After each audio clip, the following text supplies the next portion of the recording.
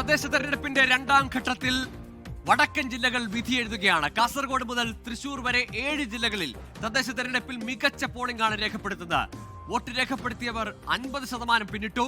വോട്ടെടുപ്പ് തുടരുകയാണ്. വിവിധ ജില്ലകളിൽ നിന്ന് നമ്മുടെ പ്രതിനിധികൾ ചേരുകയാണ്. ആദ്യം കാസർഗോഡേക്കാണ്. അരുൺ പാറക്കലുണ്ട്. അരുൺ, ഉച്ചയ്ക്ക് ശേഷമാകുമ്പോഴേക്കും കുറച്ചുകൂടി പോളിംഗ് ഒരു മന്ദഗതിയിലേക്ക് പോകേണ്ടതാണ് സാധാരണഗതിയിൽ. ഇപ്പോൾ തന്നെ 50% പിന്നിട്ടിരിക്കുന്നു. കഴിഞ്ഞ തവണത്തെയുള്ള കണക്കുകളെ മറികടക്കും വടക്കൻ കേരളം എന്നാണോ പ്രതീക്ഷിക്കേണ്ടത്?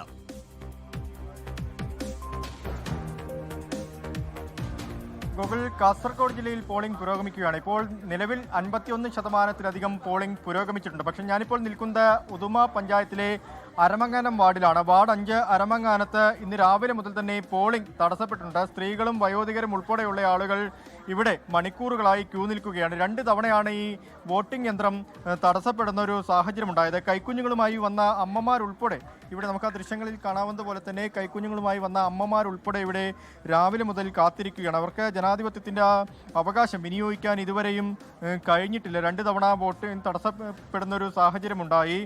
ചേട്ടാ, എത്ര നേരമായി വന്നിരിക്കുന്നു? ഒരു 1.5 മണിക്കൂറാവും. 1.5 മണിക്കൂറാവും ടൈം. വോട്ട് ചെയ്യാൻ പറ്റിയില്ല? ആയില്ല. കുറേ നേരമായി. 2 മണിക്കൂറായി ഇപ്പോൾ ഇവിടെ കാത്തിരിക്കുന്നത്. വോട്ട് ചെയ്യാൻ പറ്റിയിട്ടില്ല. എന്താ പറയുന്നവര്? ഇവിടെ ഇരിക്കാൻ ഒന്നും പറഞ്ഞില്ല. ഇവിടെ വന്നിട്ട് ഇവിടെ ഇരിക്കാന്ന് പറഞ്ഞു. ഗൂഗിൾ, ഇവർ കുറേ നേരമായി വന്നിരിക്കുന്ന ആളുകളാണ്. 2 മണിക്കൂറും അതിലധികം സമയത്തൊക്കെ വന്നിരിക്കുന്ന ആളുകളാണ്. കൃത്യമായ മറുപടി ഒന്നും ഇതുവരെ ലഭിച്ചിട്ടില്ല എന്നാണ് പറയുന്നത്. കുറേ നേരമായി വോട്ട് ചെയ്യാൻ പറ്റിയിട്ടില്ല. എന്താണ് അവർ കാരണം പറയുന്നത്? ചോദിച്ചിരുന്നോ? മിഷൻ കംപ്ലൈന്റ് എന്നാണ് പറഞ്ഞത്. കുറച്ചു നേരമായിരിക്കുന്നു. ഗൂഗിൾ, ഈ ഉദുമ പഞ്ചായത്തിലെ 5-ാം വാർഡായ അരമങ്ങാനത്ത് അവിടെ മെഷീൻ കംപ്ലൈൻ്റ് ആയി. വോട്ടിംഗ് മെഷീൻ കംപ്ലൈൻ്റ് ആണ് എന്നാണ് ഇപ്പോൾ നിലവിൽ മറുപടി ലഭിക്കുന്നത്. ഇപ്പോൾ പുതിയ മെഷീൻ കൊണ്ടുവന്ന് വോട്ടിംഗ് ആരംഭിക്കുമെന്നാണ് അറിയിച്ചിരിക്കുന്നത്. പക്ഷേ ഇതുവരെയും പ്രശ്നം പരിഹരിക്കപ്പെട്ടിട്ടില്ല. കാസർഗോഡ് ജില്ലയിൽ 15ഓളം സ്ഥലത്താണ് ഇങ്ങനെ വോട്ടിംഗ് മെഷീൻ തകരാറിലാവുന്ന ഒരു സാഹചര്യമുണ്ടായത്. രാവിലെ 8 മണി മുതൽ തന്നെ വോട്ടിംഗ് മെഷീൻ തകരാറിലാവുന്ന ഒരു സാഹചര്യമുണ്ടായി. പക്ഷേ ചിലയിടങ്ങളിലൊക്കെ അത് പരിഹരിച്ച് വോട്ടിംഗ് പുനഃസ്ഥാപിച്ചു. മറ്റിടങ്ങളിൽ ഈ ഉദുമ അരമങ്ങാനം പോലുള്ള സ്ഥലങ്ങളിലൊന്നും തന്നെ ഇത് പുനഃസ്ഥാപിക്കാൻ ഇതുവരെയും കഴിഞ്ഞിട്ടില്ല. ആളുകൾ ഇങ്ങനെ സ്ത്രീകളും കുട്ടികളും ഉൾപ്പെടെ കൈക്കുഞ്ഞുങ്ങളുമായി വന്ന അമ്മമാരുൾപ്പെടെ ഇങ്ങനെ മണിക്കൂറുകളായി നിൽക്കുകയാണ്. ഒരു പരിഹാരം ഉണ്ടായിട്ടില്ല എന്നാണ് പറയുന്നത്. കുറേ നേരമായി അമ്മ വന്നിട്ട്? ഇപ്പോൾ വന്ന കുറച്ച് സമയമായി വന്നിട്ട് സമയമായി ഇങ്ങനെ ഇരിക്കുന്നത്. ഭക്ഷണമൊക്കെ കഴിച്ചിട്ടാണ് വന്നത്? ഇല്ല, ഭക്ഷണം കഴിച്ചില്ല.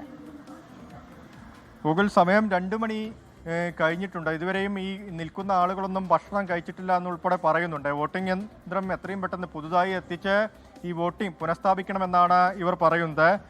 നിലവിൽ കാസർഗോഡ് ജില്ലയിലെ ഒരു പോളിംഗ് നില പരിശോധിക്കുകയാണെങ്കിൽ 51.9 എന്ന നിലയിലേക്ക് പോളിംഗ്.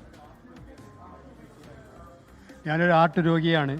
ഞാൻ 2 മണിക്കൂറായി ഇവിടെ ഇരിക്കുന്നത്. ഇവർ ഒരു വിഷയവും ശരിയായിട്ടില്ല. ഞങ്ങളിവിടെ ഇരുന്ന് ഉച്ചക്കത്തെ ഗുളിക പോലും കഴിച്ചില്ല. ആർട്ട് രോഗിയായി എനിക്ക് കണ്ണിന് കാഴ്ചയില്ല. 2 മണിക്കൂറായി ഇവിടെ ഇരിക്കുന്നു. ഒരു ശരിയാക്കലും പ്രസിഡന്റ് ഓഫീസറിൻ്റെ ഭാഗത്തുണ്ടായില്ല.